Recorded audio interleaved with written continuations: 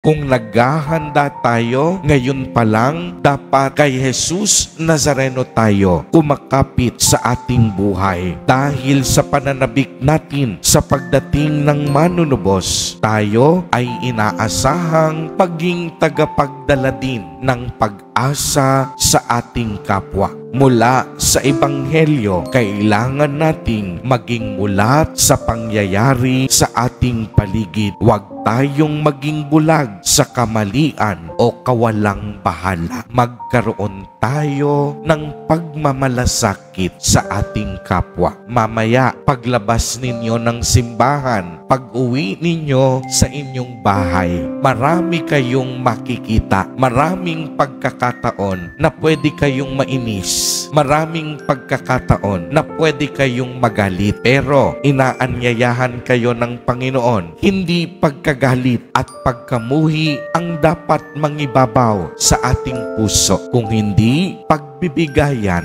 pagmamalasakit at pagmamahal. Ito po ang tunay na diwa ng Kapaskuhan. Ito rin ang tunay na diwa na ating pinaghahandaan ngayon pa lamang. Amen. Purihin at dakilain natin ang ating Panginoon, ang mahal na poong Jesus Nazareno.